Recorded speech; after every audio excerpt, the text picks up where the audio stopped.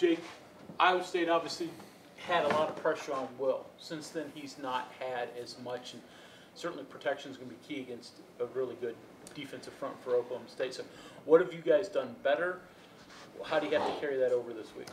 You know, I think we kind of went back to the basics of things with our points with Matt. You know, we just said, hey, be confident in it, make 1 point, and we'll play off the rest. Where Will has a pretty good understanding of his hot reads, and I think that's kind of helped us with the protection standpoint. Yeah, now we're going up against a very good Oklahoma State team that will catch you off guard with some blitzes. They'll do some things that are uncharacteristic that you don't see very often, and they'll get you. You know, that's why they're one of the top teams in the country in sacks right now. So we do have a tough challenge with that moving forward, but I think with the success with the protection that they've had over the past couple weeks, has been simplifying it up front, and Will's been doing a really good job at understanding his hot reads.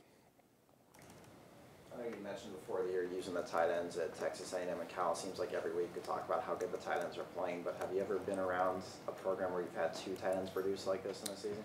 I have not at that high of a level.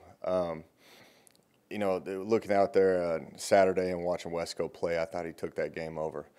Pretty impressive to watch. But you look at Giovanni and what he brings to the table as well. It's pretty fun to watch those guys compete where we don't have to be in the 10 personnel as much anymore, which that was something last year that we were in all the time was 10 personnel, and we wore those receivers down throughout the course of the year. So looking back at where we are now compared to this point last year, our receivers haven't even done nearly the amount of yardage, and that's based off of the play of these tight ends.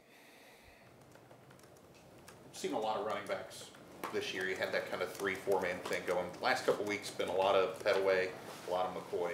They're the older guys. Has that experience kind of helped them this time of year, you think? I think so. You know, you get down to these games and there's a lot on the line, and these guys have just consistently made plays before, and I think they're playing at a really high level right now. And you go into it with the mindset of you're going to play them all and try to get them their touches, and we started off that way. And you just see the hot hand, and it's a no-brainer to you guys too, the two that are just you know, kind of jumping off the field when you look at it, that these guys are making some big plays. So you just typically lean on Kennedy and Petaway, and I think a lot of that has to do with the maturity of them. You know, I think Petaway and Sink are going to be really good players. I do, and you know, you're going to have one of those games, I hope, in the future where, you know, Letty jumps off the page, you know, and you're like, that's what we want to see. But I just think consistently over time and just the amount of ball that those two have played with Kennedy and Petaway, it's just their leadership's just taking it over and their maturity. With the analysts, did the process of getting to know Jim Knowles versus Glenn Spencer, did that begin last summer even? Yeah, you know, I've been familiar with them before and gone up against them before, and you know, you had a pretty good idea, but you still you study it. You know, you try to refresh yourself over the summer, and you know, just being a later game, you have a lot of tape to watch on the guy as well. So interesting on the move, but you know, it's part of the business, and I think he does a good job, and it's a different test. It's a different style of defense that we're used to facing versus Oklahoma State. So it's going to be a fun game. What jumps out at you as being the difference in layman's terms? Just in terms of he's more aggressive. He plays a lot more man, a lot more exotic blitzes. That's why it's going to be a fun game, because you know, he can catch you for a negative yard play real quick, or we can hit him with a big play. You know, it turns into a chess match, a guessing game, and he keeps you on your toes the entire game. How much when you've got a guy who, like Dana called it, creating chaos is what he said that Knowles likes to do. When you've got a guy who likes to do those sort of exotic blitz packages and stuff, how much is sort of keeping to what you do and not overreacting to what they do a part of playing that, not start second-guessing yourself all the time? That's a lot to do with it, you know, especially with the question we just talked about on terms of protection. You know, you don't want to, you know, get into that guessing game where he's bluffing over here and he's blitzing here, and we're getting into where we're getting into the wrong points from a protection standpoint. But it's about really playing with a good tempo, maybe keeping them off guard with keeping the same personnel groupings out there and getting in different formations and making sure that they can't get that in as clearly as they want to. So a lot has to be dictated by the pace of play, but it's also about keeping it simple on those kids if you're going to play fast so they can make their points and they can execute what they believe is clean. A couple of weeks ago, you talked about, you had conversations with Will about sometimes not always trying to make the big play, just make the smart play, get rid of the ball. Are you seeing progress in that area? Are you happy with maybe how he just got rid of the ball? Because it seemed like the Baylor game, he got rid of it a few times. Right, and he did this past Saturday versus TCU. I thought this past game was Will's best game he's probably ever managed. And just there was times where he was going through his progression, there was protection breakdowns, and he threw it away. There's times where he got to his hot reads immediately. The Gary Jennings route was the second for the touchdown, was the second progression. There's multiple times he got to his third progression. So I thought overall how he was managing the game and getting through his progressions, checking out of bad run calls.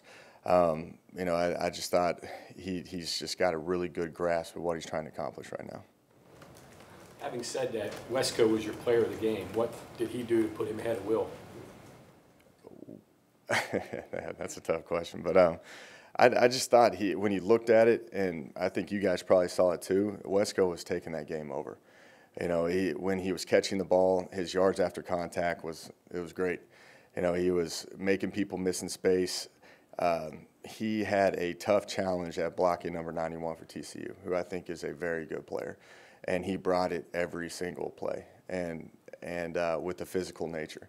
And that's why those runs started popping so well for us. So he just brings not just what you guys see with the catches and him getting upfield and the touchdowns and all that. It's just that added element that, the selflessness of him, and he's laying his whole body out on the line to get that run game going. So we just thought overall he was helping us out the most out of anybody. Are you seeing defenses start to adjust to him a little bit and maybe change things? Is that helping you a little in other areas? I think it just adds to it. I think they have to account him when he's in the game that where there's a possibility of him catching the ball. So you look at the threats of our receivers out there, and then how we're implementing the running backs in the pass game. You got to throw Wesco in there as well, which it's pleasing from my standpoint, where our hit chart with these kids are all over the field. So it's just that good addition where they have to account for the tight end with the possibility of him, getting out on a pass play, which that loosens up the box a little bit. That allows for the run game to hit a little bit better. Last thing here, do you think more about, I got to get Wesco the ball, where maybe before when you started in this, you go into that thinking, hey, we got to get him the ball a little bit? Yeah, I thought really the Baylor game was when I was like, I need to get him guaranteed touches. Instead of letting the game kind of come to him, let's design some plays where he gets his automatic touches. How fun is that when you have, over the course of a season, like, oh, I've got this new toy to play with, basically? Yeah, it adds a lot to, to the game planning aspect of it. When you start going into it, you didn't know that he was going to be taking games over like he was these past couple games. So, you have the touches where David gets the ball and Gary, and the shots for Marcus, and the running backs are naturally going to get their touches. But you just start expanding that playbook, and your call sheet gets a little bit, longer in terms of how can I get Wesco touches now, and how can I get Giovanni out there in space. So the addition of these tight ends have brought a lot more to our call sheet, which our call sheets are getting more in depth now and longer with the verbiage, which is making it harder on Dana to read it. When you face a team that is up-tempo offense, do you have to sometimes slow your tempo down a little bit, or do you just get in a track meet? It just depends on how the flow of the game's going. I think if you can jump up and you can control it, and you don't have to use that tempo to constantly be in a rhythm, then yeah, you got to utilize that and try to save the defense as much as you can. But if they're going back and forth, you got to turn it into a shootout. So there's a lot to it. It's more about the flow of the game more than anything. Jake, along those lines, how much attention do you pay specifically to first down play calls when you're game planning? Because you'd rather have 2nd and 2 than 2nd and 10. You don't want to hurry up into a punt. Exactly. So you can specifically spend time on what do we do on first? I spend a ton of time on first downs. I do. Because I think that gets us in the rhythm of that drive. especially the opener. But it gives us that's where when we are the best is when we're the most efficient on first down. And like I think we have enough calls, to make up for your second down. If you're behind the chains in second down, you always have these plays that are to get you back on track. But you like to get these calls on first down where you can get something, more than a 4 or 5 yard gain, where you can get the flow of that drive going.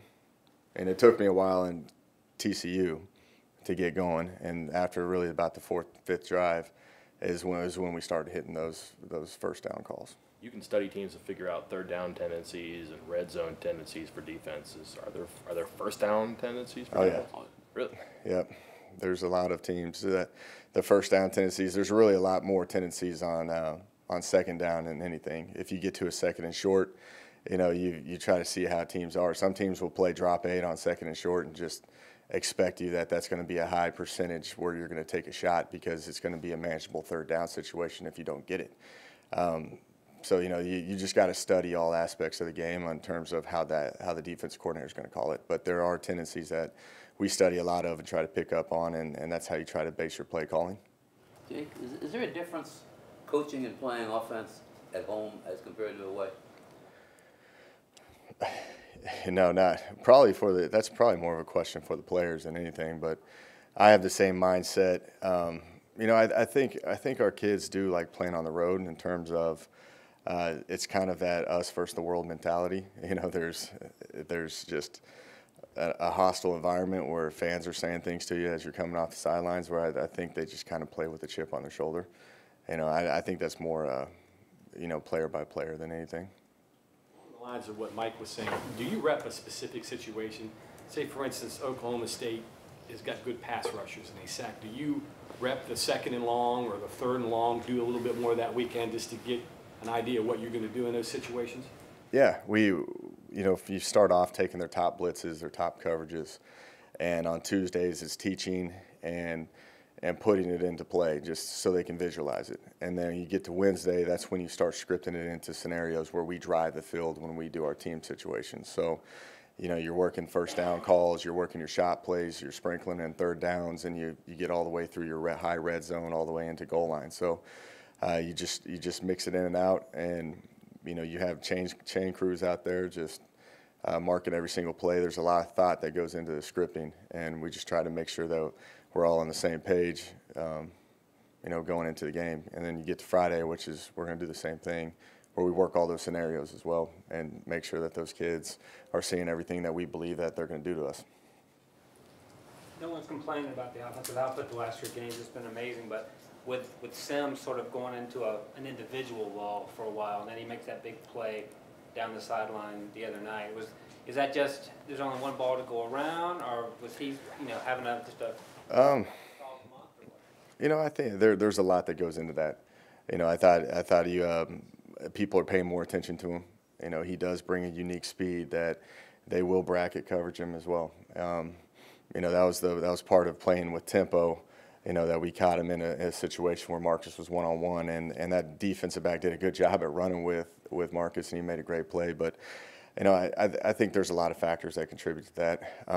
I think he's been having some up and down games, and it was good to see him finally get back on track with some things, which that naturally happens. I thought David Sills had a few drops in this game that he'd probably want back. But you can critique every kid that way. But I think just over the course of time, that we've been spreading the ball around. Now the opportunities for Marcus are going to come up.